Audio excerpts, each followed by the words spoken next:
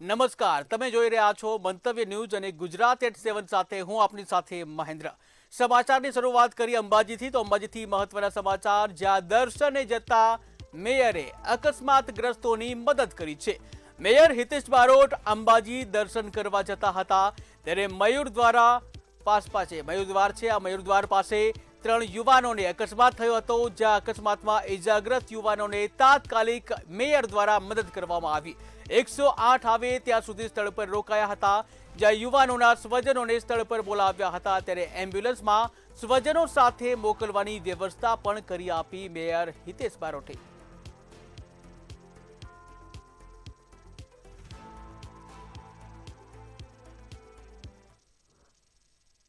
આગળ વાત કરીએ નવસારીની તો નવસારીમાં દારૂ લઈ જતી મહિલાનો વિડીયો વાયરલ થયો છે। નવસારીમાં દારૂ લઈ જતી મહિલાનો વિડીયો વાયરલ। દારૂબંધી વચ્ચે દારૂની રેલમછેલનો વિડીયો સામે આવ્યો છે। મોપેડ પર દારૂનો મોટો જથ્થો લઈ જતી મહિલાનો વિડીયો સામે આવ્યો છે, જ્યાં સ્થાનિક યુવાનોએ મહિલાને રસ્તામાં અટકાવી હતી। દારૂ લઈ જતી મહિલાનો વિડીયો બનાવ્યો હતો ત્યારે યુવાનોએ વિડીયો સોશિયલ મીડિયામાં વાયરલ કર્યો, જ્યાં લઠ્ઠાકાંડ બાદ દારૂબંધી સામે ફરી અનેક સવાલો ઉભા થયા છે।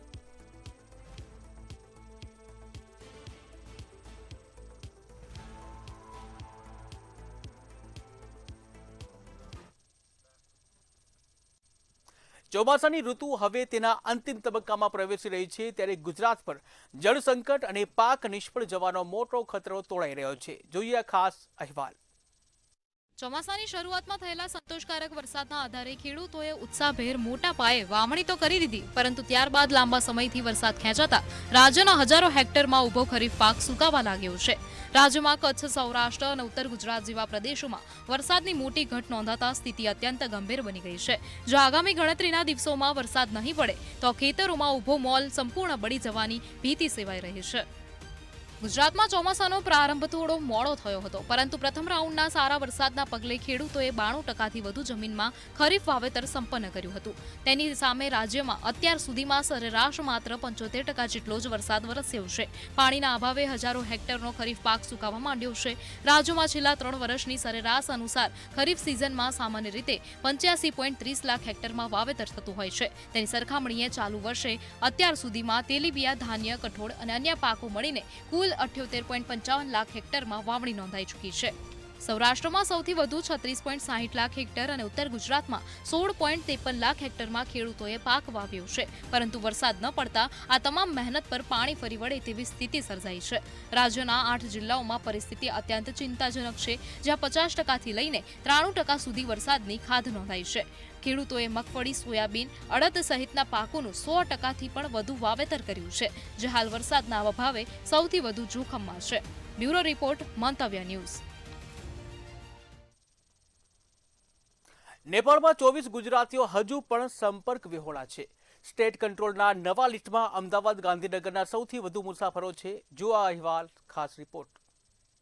નેપાળમાં ગુજરાતીઓ ગુમ થવાના મામલે ચિંતા યથાવત છે। સ્ટેટ કંટ્રોલ દ્વારા ગુમ થયેલા ગુજરાતીઓનું નવું લિસ્ટ જાહેર કરાયું છે। આ લિસ્ટ મુજબ 24 જેટલા ગુજરાતીઓ હજુ પણ સંપર્ક વિહોણા છે।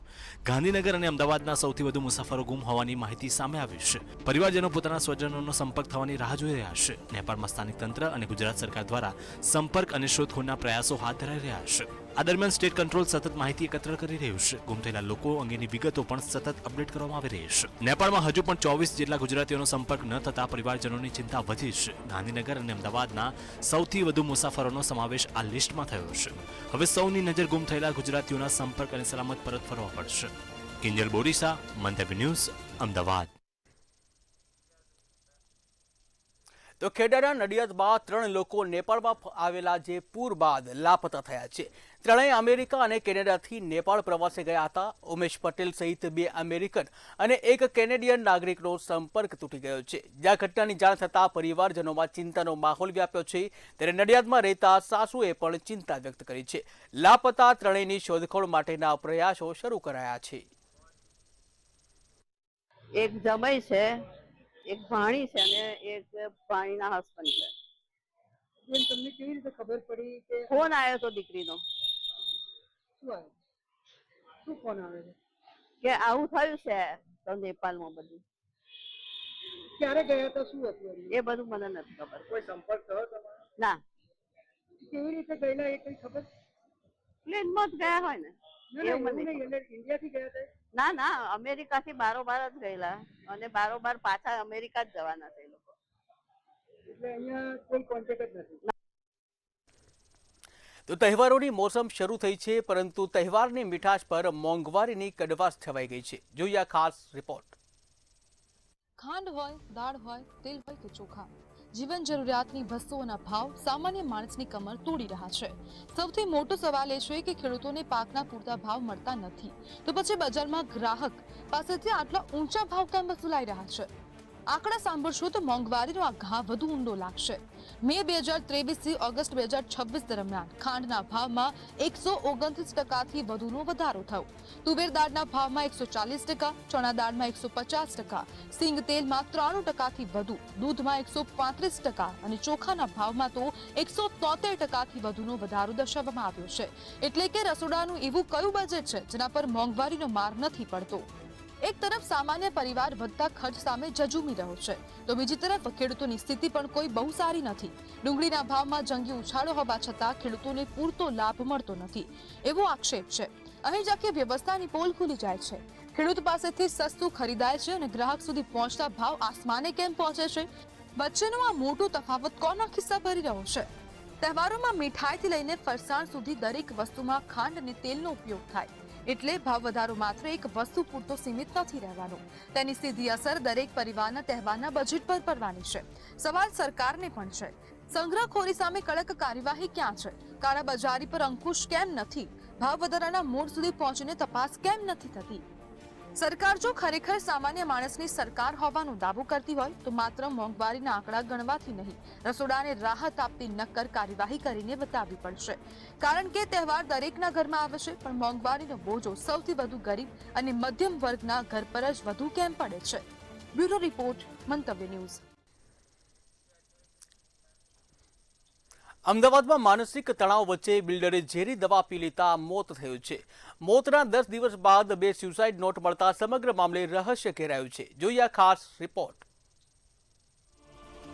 માનસિક તણાવમાં ઝેરી દવા પીધી, સારવાર દરમિયાન બિલ્ડરનું મોત. ડ્રાઈવર પાન લેવા ગયો, બિલ્ડરે પીધી દવા. 10 દિવસ બાદ મળી 2 સુસાઇડ નોટ. અગાઉની તારીખોની નોટથી તપાસમાં નવો વળાંક. અમદાવાદના બિલ્ડરના મોત મામલે ચોંકાવનારી વિગતો સામે આવી છે. માનસિક તણાવમાં રહેલા બિલ્ડરે અડાલજ નજીક ઝેરી દવા પી લીધી હતી. ઘટના સમયે બિલ્ડરે ડ્રાઈવરને પાન લેવા મોકલ્યો હતો. ડ્રાઈવર પાન લેવા ગયા બાદ બિલ્ડરે ઝેરી દવા ઘટઘટાવી હતી. ત્યારબાદ પરિવાર દ્વારા તેમને કેડી હોસ્પિટલ ખાતે સારવાર માટે ખસેડાયા હતા. જોકે સારવાર દરમિયાન તબીબોએ બિલ્ડરને મૃત જાહેર કર્યા હતા. ઘટના બાદ પોલીસ દ્વારા સમગ્ર મામલે તપાસ હાથ ધરવામાં આવી હતી. આ દરમિયાન મોતના 10 દિવસ બાદ 2 સુસાઇડ નોટ મળી આવ્યું છે. સુસાઇડ નોટમાં અગાઉની તારીખો લખેલી હોવાનું પણ સામે આવ્યું છે. 2 નોટ મળતા હવે પોલીસ તપાસમાં અનેક સવાલો ઉભા થયા છે. બિલ્ડર કયા કારણોસર માનસિક તણાવમાં હતા અને નોટમાં શું લખ્યું હતું તે અંગે તપાસ કરવામાં આવી રહી છે. મોતના 10 દિવસ બાદ મળેલી 2 સુસાઇડ નોટથી સમગ્ર મામલો વધુ ગંભીર બન્યો છે. હવે પોલીસ તપાસમાં બિલ્ડરના મોત પાછળનું ચોક્કસ કારણ અને નોટ સાથે જોડાયેલી વધુ વિગતો સામે આવવાની શક્યતા છે. અભિષેક વાઘેલા, મંતવ્ય ન્યૂઝ, અમદાવાદ. પાલનપુર ડીસા બાયપાસના રૂટને લઈને ખેડૂતોમાં રોષ ફાટી નીકળ્યો છે. ત્યારે શું છે ખેડૂતોની માંગ, આવો જોઈએ આ અહેવાલમાં. પાલનપુરના ખેમાણાથી ડીસાના ભીલડી સુધી બનનારા બાયપાસને લઈને ખેડૂતોમાં રોષ જોવા મળી રહ્યો છે. બાયપાસનો રૂટ પાલનપુર અને ડીસા તાલુકાના આશરે 26 ગામોમાંથી પસાર થાય, જેના કારણે હજારો વીઘા ખેતીની જમીન સંપાદન થવાની શક્યતા છે. જમીન સંપાદન માટે ખૂંટ નાખવાની કામગીરી શરૂ થતા ખેડૂતો દ્વારા વિરોધ નોંધાવવામાં આવ્યો છે. આજે વડાવડ ગામે મોટી સંખ્યામાં ખેડૂતો એકત્ર થયા હતા. ગ્રામસભામાં બાયપાસના રૂટ અંગે ચર્ચા કરવામાં આવી હતી. મારી 5 વીઘા જગ્યા જાય છે, બાયપાસની અમારે કોઈ જરૂર નહીં અને થોડા ઘણી સાઈડમાં રહે એમાં પણ રસ્તો નહીં. અમે કઈ રીતે જીવીશું? શેના ઉપર જીવીશું? એટલે અમારે કોઈ પણ બાયપાસની જરૂર નથી. શું પરિસ્થિતિ ઊભી થશે બાયપાસ બનશે તો સાહેબ જમીન જ રહેતી નહીં, અમે શેના ઉપર જીવી શકું? અમારા છોકરાઓ કઈ રીતે બચાવશું? આજે શું કર્યું છે તમે? આજે ગોમ સભા ભેગી કરી છે. ગોમ સભા ભેગી કરીને અમે બધા ખેડૂતો સમજ છીએ કે અમારે આ બાયપાસની કોઈ પણ જરૂર નહીં. ડીસા બાયપાસ હાઈવે જે નીકળે છે અને અહીંના ખેડૂતોની ટૂંકી જમીન છે અને જમીન કપાઈ જાય એના કારણે જમીનના ટુકડા થઈ જાય છે, રસ્તાઓના પ્રોબ્લેમ ઊભો થાય, ઘણા બધા પ્રશ્નો ઊભા થાય છે અને ખેડૂતોને પોતાની જમીન વિહોણા થવાનો સમય આવે છે.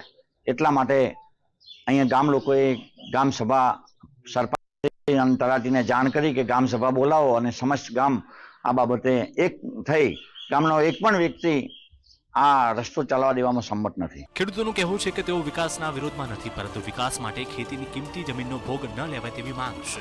ખેડૂતોએ સરકાર સમક્ષ 2 વિકલ્પ પણ સૂચવ્યા છે. ડીસા રાધનપુર હાઈવેને 4 વેના બદલે 6 વે કરવામાં આવે અથવા નદીની બાજુથી બાયપાસનો વિકલ્પ અપનાવવામાં આવે. ખેડૂતોના મતે આ વિકલ્પથી ટ્રાફિકની સમસ્યાનો ઉકેલ આવી શકે છે. ખેડૂતોના ઘણા પ્રશ્ન છે. ગામની અંદર 5 કિલોમીટર વડાવળની જગ્યા કપાય છે અને ઘણા એવા ખેડૂત છે કે એમને બિલકુલ જગ્યા બચતી નથી, બરાબર.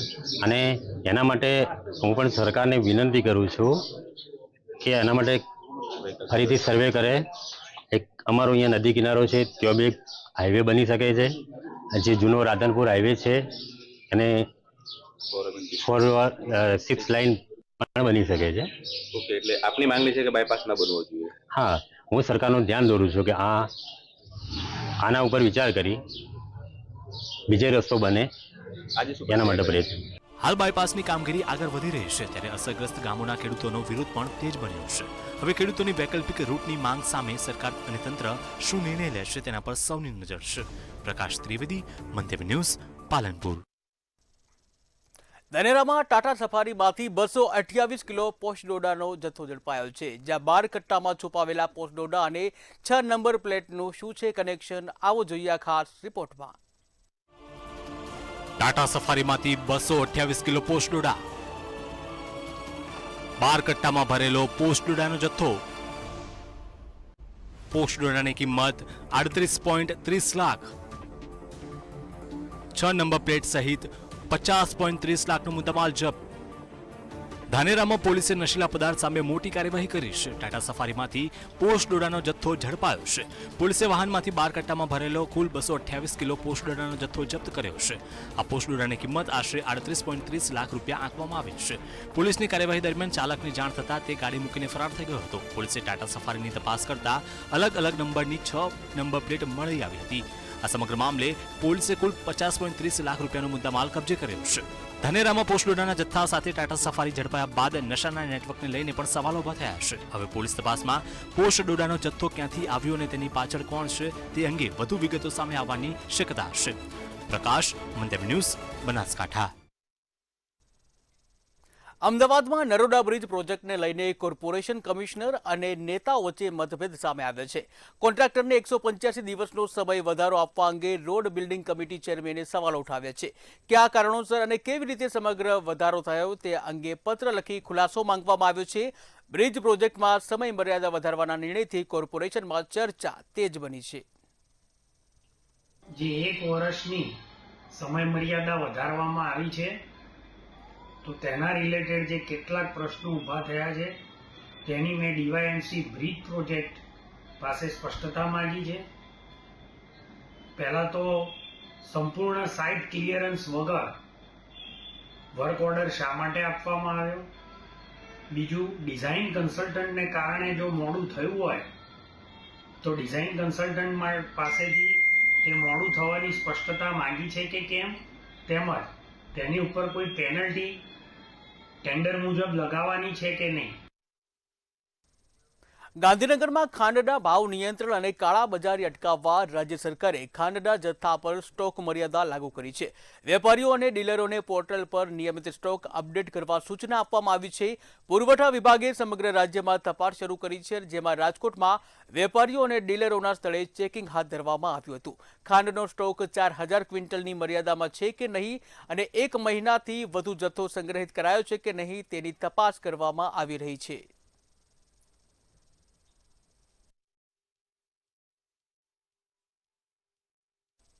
ગાંધીનગરમાં નેશનલ સ્પોર્ટ ડે નિમિત્તે સ્પોર્ટ્સ જિમ્નેસ્ટિક પ્રોગ્રામ શરૂ કરવામાં આવ્યો છે. જીબીઆરસી દ્વારા રમતવીરોના ડીએનએ સેમ્પલ લેવાની શરૂઆત થઈ છે અને ગુજરાત એથ્લેટિક જીનોમ ડેટાબેઝ તૈયાર કરાશે. પ્રથમ તબક્કામાં ટેનિસ ખેલાડીઓના સેમ્પલ લેવામાં આવશે. ચાલુ વર્ષે 2000 અને 5 વર્ષમાં 10,000 સેમ્પલના વિશ્લેષણનો લક્ષ્યાંક છે, જ્યાં જીનોમિક્સના આધારે રમતવીરોની પ્રતિભા, તાલીમ, પોષણ અને રિકવરી અંગે વૈજ્ઞાનિક અભિગમ વિકસાવવામાં આવશે. ગુજરાત અને દેશ સમગ્ર વિશ્વમાં સ્પોર્ટ્સના ક્ષેત્રની અંદર, રમતગમતના ક્ષેત્રની અંદર ખૂબ જ ઝડપથી પ્રગતિ કરી રહ્યું છે. જ્યાં સુધી ગુજરાતને લાગે વળગે છે ત્યાં સુધી આપણા લોકપ્રિય મુખ્યમંત્રી શ્રી ભૂપેન્દ્રભાઈ પટેલની આગેવાનીમાં ગુજરાત સરકારનું રમતગમત વિભાગ છે એ અનેક નવા વૈજ્ઞાનિક અભિગમો સાથે આગળ.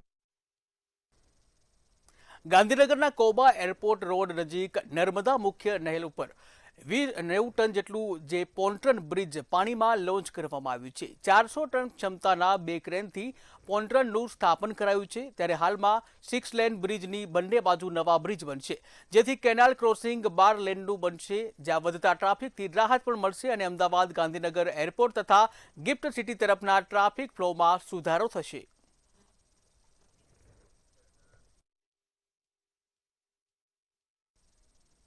તો દહેગામના સામેત્રી ગામે જે સામાજિક કાર્યકરો છે, સામાજિક કાર્યકરોની ટીમે શંકાસ્પદ દૂધ ભરેલું ટેન્કર રોકી પોલીસને જાણ કરી હતી. 112 પર કોલ મળતા રખિયાલ પોલીસ તાત્કાલિક પહોંચી ટેન્કરને પોલીસ મથકે ખસેડ્યું હતું. ફૂડ એન્ડ ડ્રગ્સ વિભાગ અને એફએસએલની ટીમને પણ જાણ કરવામાં આવતા ટેન્કરમાંથી દૂધના નમૂના લેવામાં આવ્યા, જે ચકાસણી માટે મોકલવામાં આવ્યા છે.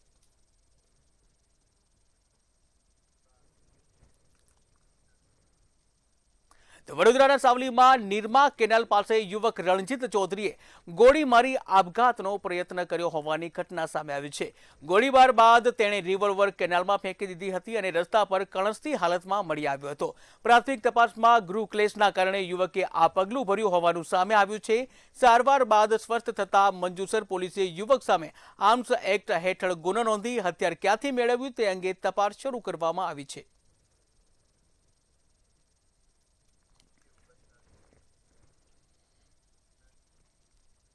ભાવનગર લઠ્ઠાકાંડ બાદ ગુજરાતમાં ગેરકાયદેસર દારૂના નેટવર્ક સામે પોલીસની કાર્યવાહી તેજ બની છે. ગાંધીધામમાં એલસીબીએ કચ્છ હાઈવે વિસ્તારમાં આવેલા ગોડાઉનમાં દરોડા પાડ્યા હતા. આ દરોડા દરમિયાન હજારો ખાલી ક્વાર્ટર્સ અને ટાંકણા મળી આવ્યા હતા. ત્યારે આ મામલે ભારતનગરના 2 આરોપીઓને ઝડપી પાડવામાં આવ્યા છે. ખાલી ક્વાર્ટર્સમાં દારૂ ભરાવાનો હતો કે અન્ય સ્થળે દારૂ ભરી સપ્લાય કરવાની તૈયારી હતી તે અંગે તપાસ ચાલી રહી છે.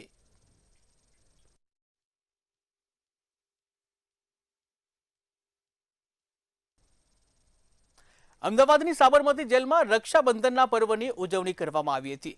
જેલ પ્રશાસન દ્વારા કેદી ભાઈઓને રાખડી બાંધવા બહેનો માટે ખાસ વ્યવસ્થા કરવામાં આવી હતી. નોંધણી કરાવનાર બહેનોને જ જેલમાં પ્રવેશ આપવામાં આવ્યો હતો. અલગ અલગ ટેબલ ગોઠવીને રાખડી બાંધવાની વ્યવસ્થા કરવામાં આવી હતી. બહેનોએ ભાઈઓને તિલક કરી મીઠાઈ ખવડાવી રાખડી બાંધી હતી, જ્યાં ભાઈઓને સળિયા પાછળ જોઈને અનેક બહેનો ભાવુક બની હતી. અનેક બહેનોની આંખોમાં આંસુ આવી ગયા હતા. ત્યારે સાબરમતી સેન્ટ્રલ જેલમાં 3000 થી વધુ કેદી ભાઈઓને બહેનો દ્વારા રાખડી બાંધવામાં આવી. આજે રક્ષાબંધનનો તહેવાર છે ને રક્ષાબંધનના દિવસે ભાઈ બહેન એકબીજાને મળતા હોય છે. ત્યારે સાબરમતી સેન્ટ્રલ જેલમાં બંધ જે બંદીવાન ભાઈઓ માટે પણ જેલ પ્રશાસન દ્વારા ખાસ વ્યવસ્થા કરવામાં આવી છે. જેલના એસપી સાથે સીધી વાત કરીશું. सरद रक्षाबंधन का त्यौहार है, कैसी व्यवस्था की गई है इस बार? तो जो अहमदाबाद सेंट्रल जेल है यहाँ पे 4200 प्रिजनर्स हैं, उसमें 120 महिलाएं हैं. तो उन सबके रक्षाबंधन का पर्व सेलिब्रेट करने के लिए हमारे अहमदाबाद सिटी पुलिस से बंदोबस्त मंगाया गया है. कुछ 110 लोगों का बंदोबस्त अहमदाबाद सिटी पुलिस से, 150 का बंदोबस्त हमारी अहमदाबाद सेंट्रल जेल का है और 50 लोग जो तालीमार्थी हैं जिप्का से, उनको बंदोबस्त में लगाया गया है. साथ ही साथ हमने ध्यान दिया है कि हमारे बंदोबस्त में ज़्यादातर महिला स्टाफ ही रहे, जिससे कि जो प्रोसेस है ये स्मूथ, उनके आधार कार्ड या अगर कोई डॉक्यूमेंट जो प्रोवाइड करवा पाते हैं जिसको हम वेरीफाई कर पाएँ कि ये उनके सिबलिंग्स हैं, हम उनको यूज़ करके उस तरीके से वेरीफाई करते हैं. उसके बाद उनसे फॉर्म फिल करते हैं. आए तो अपने साथ राखी इस तरीके से देख के लाए कि બંદીવાન ભાઈઓ પોતાના પરિવારને મળીને આ પર્વની ઉજવણી છે તે શાંતિપૂર્ણ માહોલમાં કરી રહ્યા છે. અમદાવાદ સેન્ટ્રલ જેલમાં પણ રક્ષાબંધન પર્વની ઉજવણી છે તે કરવામાં આવી રહી છે. જે જેલમાં બંધ બંદીવાન ભાઈઓ છે તેમને રાખડી બાંધવા માટે પોતાની બહેનો છે તે આવી છે. ભાવુક દ્રશ્યો છે તે અહીંયા સર્જાઈ રહ્યા છે. પોતાનો ભાઈ છે તે પોતાની બહેનને આશીર્વાદ આપી રહ્યો છે. બહેન પણ પોતાની ભાઈને આશીર્વાદ આપી રહી છે. એટલે આ દ્રશ્યો છે તે હૃદયદ્રાવક દ્રશ્યો છે. બેન, દુઃખ કેટલું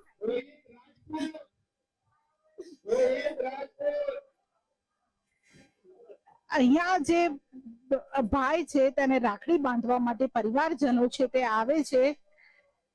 કેટલા સમયથી રાહ જોવો છો ભાઈ? હમણાંથી કેટલું દુઃખ કેટલું થયું આજે?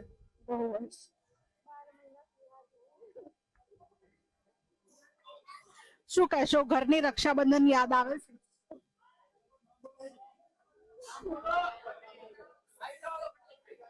એટલે ભાવુક દ્રશ્યો છે તે અહીંયા સર્જાતા હોય છે કારણ કે પોતાના પરિવારના જે સભ્ય હોય છે તે જેલની અંદર હોય છે અને ત્યારે જ પરિવારના માતા બહેન છે તે અહીંયા આવતા હોય છે.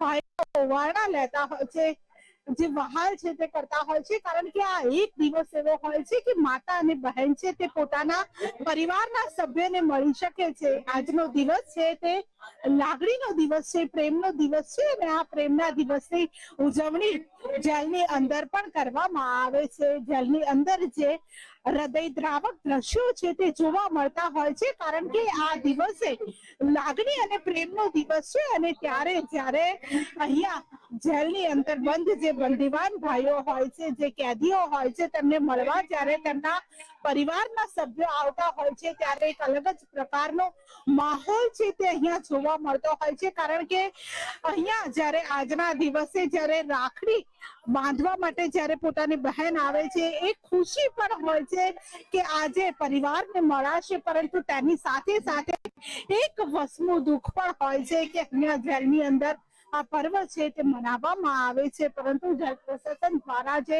તૈયારીઓ પણ કરવામાં આવી છે અને તેના જ કારણે તમામ પરિવારો છે તે પોતાના પરિવારના સભ્યને, પોતાના ભાઈને, કોઈ પોતાના પિતાને અહીંયા આજના દિવસે મળવા આવે છે ત્યારે લાગણીસભર દ્રશ્યો, આ દ્રશ્યો જોઈને સૌ કોઈના મન છે તે પીગળી જતા હોય છે. રૂવાડા ઉભા કરી દે તેવા જેલની અંદર રક્ષાબંધનના દિવસે આ દ્રશ્યો છે તે સર્જાતા હોય છે. આજે રક્ષાબંધનનો તહેવાર છે અને રક્ષાબંધનનો દિવસ એટલે ભાઈ અને બહેનનો દિવસ. આ દિવસે સૌ કોઈ ભાઈ બહેન એકબીજાને મળીને આ તહેવારની ઉજવણી કરતા હોય છે ત્યારે સાબરમતી જેલમાં જે બંધ પોતાના ભાઈઓ હોય છે તેમને મળવા માટે પણ તેમની બહેનો આવી છે, તેમને રાખડી બાંધી છે. એક ભાવુક દ્રશ્યો છે તે અહીંયા સર્જાતા હોય છે કારણ કે જ્યારે પોતાનો ભાઈ જેલની અંદર બંધ હોય છે અને આ તહેવાર અહીંયા જેલમાં કરવા આવે છે ત્યારે ખૂબ જ લાગણીસભર દ્રશ્યો છે તે અહીંયા સર્જાતા હોય છે. પ્રેમ છે તે ભાઈ બહેનનો જોવા મળતો હોય છે, એક જે ચિંતા હોય છે તે પણ જોવા મળતી હોય છે કારણ કે પોતાની બહેન જ્યારે અહીંયા આવીને જ્યારે રાખડી બાંધે છે ત્યારના જે દ્રશ્યો હોય છે તે ખૂબ જ દિલને ટચ કરે તેવા હોય છે. બેન, ભાઈને રાખડી બાંધવા આવ્યા છો, આજે રક્ષાબંધનનો દિવસ છે. કેમેરા પર્સન ધ્રુવ પડિયાર સાથે કિંજલ બોરીસા, મંતવ્ય ન્યૂઝ, અમદાવાદ. છોટાઉદેપુરના નરસવાડીમાં રક્ષાબંધન પર્વે જનોઈ બદલવાની ધાર્મિક વિધિ યોજાઈ. રામનાથ મહાદેવ મંદિર અને ગાયત્રી મંદિર ખાતે બ્રહ્મ સમાજ દ્વારા વિધિનું આયોજન કરવામાં આવ્યું.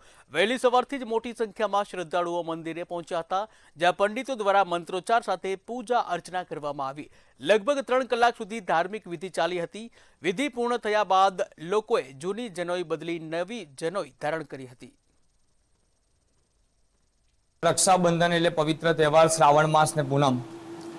આજરોજ નસવાડીના રામનાથ મહાદેવ મંદિર ખાતે આજથી નહીં વર્ષોથી દર રક્ષાબંધનના દિવસે બધા બ્રાહ્મણ સમાજના મિત્રો, બધા બ્રાહ્મણો ભેગા થઈને દર વર્ષે અહીંયા આગળ યજ્ઞોપવિત બદલે છે.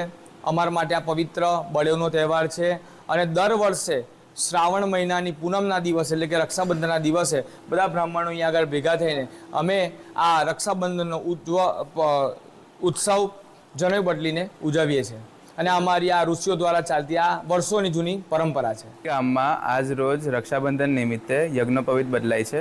એમાં 3 થી 4 કલાકની વિધિ હોય છે અને અનેક વિધિ અહીંયા આવે છે અને તમામ બ્રાહ્મણો અહીંયા આવે છે તાલુકાના અલગ અલગ જગ્યાઓથી. અહીંયા મંદિરમાં આપણે જનોઈ યજ્ઞોપવિત બદલવા આવે છે. તો ગુજરાત એટ 7 માં હાલ બસ આટલું જ. વધુ સમાચાર માટે જોતા રહો મંતવ્ય ન્યૂઝ. નમસ્કાર.